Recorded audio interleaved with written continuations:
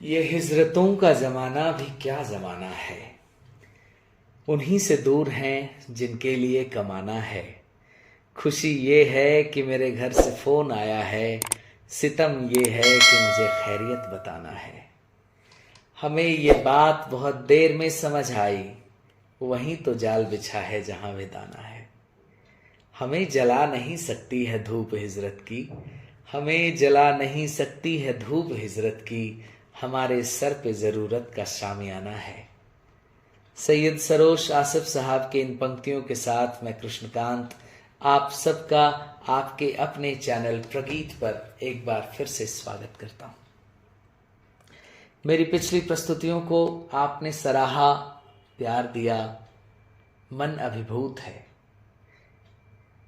ऐसा लग रहा है कि मन में एक नई ऊर्जा आ गई है और उसी ऊर्जा ने मुझे आज अपनी तीसरी प्रस्तुति के साथ आप सबके सामने उपस्थित किया है। आज की कविता है कटे हाथ, जिसके कवि हैं भारत के मशहूर व्यंग्यकार पद्मश्री डॉक्टर अशोक चक्रधर साहब। बेरोजगारी को केंद्र में रखकर उन्होंने शब्दों का जो ताना बाना इस कविता में बुना है वो अप्रतिम है, अद्वितीय है। मेरी इच्छा है कि उनकी यह कविता मेरे माध्यम से लोगों तक पहुंचे, लोग इसे सुने, कविता के इस रस के सागर में लोग डूबें, मंथन करें। तो प्रस्तुत है कविता कटे हाथ द्वारा श्री अशोक चक्रधर साहब। बगल में पोटली दबाए एक सिपाही थाने में घुसा और सहसा थानेदार को सामने पाकर सल्यूट मारा। थानेदार ने पोटली की तरफ निहारा। सल्यूट के झटके में पोटली भिज गई और उसमें से गाढ़ी सी कत्थई बूंद रिस गई। थानेदार ने पूछा, अबे ये पोटली में से क्या टपका रहा है?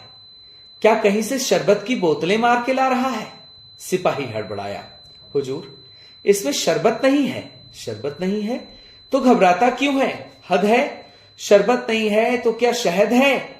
सिपाही कांपा, सर शहद भी नहीं है, इसमें से तो कोई और ही चीज बही है।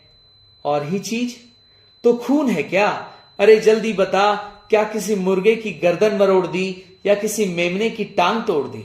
अगर ऐसा है तो बहुत अच्छा है, पकाएंगे, हम भी खाएंगे, तुझे भी खिलाएंगे। सिपाही घिघियाया, सर न पका सकता हूं न खा सकता हूं, मैं तो बस आपको दिखा सकता हूं। इतना कहकर सिपाही ने वो पोटली मेज पर खोली। देखते ही थानेदार की भी आत्मा डोली। उस पोटली में से निकले किसी नौजवान के कटे हुए 2 हाथ। थानेदार ने पूछा, बता क्या है बात? ये क्या कलेस है? सिपाही बोला, हुजूर रेलवे लाइन एक्सीडेंट का केस है। एक्सीडेंट का केस है तो यहां क्यों लाया है? और 20% बॉडी ले आया, 80% कहां छोड़ आया है? सिपाही ने कहा, माई बाप ये बंदा इसीलिए तो शर्मिंदा है क्योंकि 80% बॉडी तो अभी जिंदा है। पूरी लाश होती तो यहां क्यों लाता, वहीं उसका पंचनामा न बनाता। लेकिन हुजूर गजब बहुत बड़ा हो गया, वो तो अपना हाथ कटवा के भी खड़ा हो गया। रेल गुजर गई तो मैं दौड़ा, वो तना था मानिंदे हथौड़ा। मुझे देखकर मुस्कुराने लगा और अपनी ठूठ बाहें हिला हिला कर बताने लगा, ले जा ये फालतू हैं, बेकार हैं, और बुला ले कहां पत्रकार हैं, मैं उन्हें बताऊंगा कि काट दिए। किस लिए? इसलिए कि मैंने झेला है भूख और गरीबी का एक लंबा सिलसिला। 15 साल हो गए इन हाथों को भी कोई काम नहीं मिला। हां इसलिए मैंने सोचा कि फालतू हैं, बेकार हैं, इन्हें काट दूं और उस सोए हुए लोकतंत्र के आलसी पत्रकारों को लिखने के लिए एक प्लॉट दूं कि इन कटे हुए हाथों में 15 साल की रोजी रोटी की तलाश है। आदमी जिंदा है और ये उसकी तलाश की लाश है। इन्हें उठा ले, अरे इन दोनों हाथों को उठा ले, कटवा के भी तो मैं जिंदा हूं। तू क्या मर गया? हुजूर इतना सुनकर तो मैं डर गया।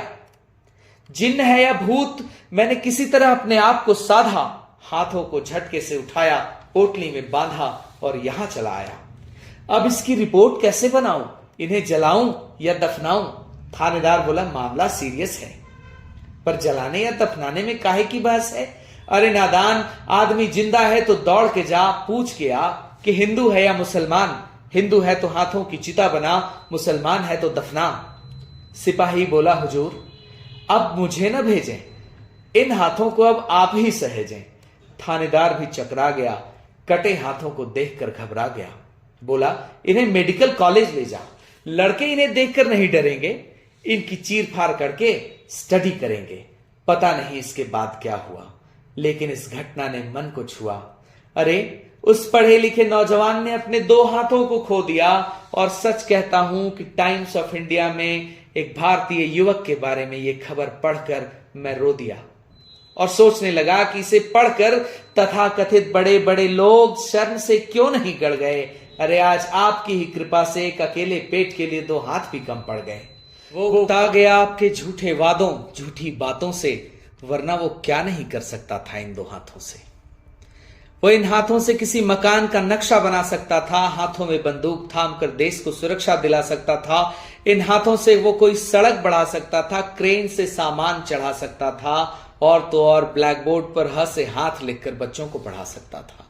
मैं सोचता हूं इन्हीं हाथों से उसने बचपन में तिमाही, छमाही, सालाना परीक्षाएं दी होंगी, मां से पास होने की दुआएं ली होंगी। इन्हीं हाथों में वह प्रथम श्रेणी से पास होने की खबर लाया होगा। इन्हीं हाथों से उसने खुशी का लड्डू खाया होगा। इन्हीं हाथों से डिग्रियां सहेजी होंगी। इन्हीं हाथों से उसने अर्जियां भेजी होंगी। और अगर काम पा जाता तो ये निपुता इन्हीं हाथों से मां के पांव भी छूता, खुशी के मौके पर इन हाथों से ढपली बजाता और किसी खास रात को इन हाथों से दुल्हन का घूंघट उठाता। इन्हीं हाथों से झुनझुना बजाकर बेटी को बहलाता, रोते हुए बेटे के गाल सहलाता। पर तूने तो काट दिए मेरे दोस्त, लेकिन तू कायर नहीं है। कायर तो तब होता जब समूचा कट जाता और देश के रास्ते से हमेशा हमेशा को हट जाता। सरदार भगत सिंह ने यह बताने के लिए कि देश में गुलामी है, पर्चे बांटे, और तूने बेरोजगारी है यह बताने के लिए हाथ काटे। मैं कोई बड़ी बात कह रहा हूं ऐसा मुझे भ्रम नहीं, लेकिन प्यारे तू किसी शहीद से कम नहीं है। तू किसी शहीद से कम नहीं है, क्योंकि तेरी शहादत के पीछे लाखों बेरोजगार नौजवानों की कतार है, और उस पूरी कतार की यही पुकार है कि हमारे भूखे नंगे परिवारों को रोजी रोटी का इंतजाम दो, हमें काम दो, हमें काम दो, हमें काम दो। बहुत बहुत धन्यवाद।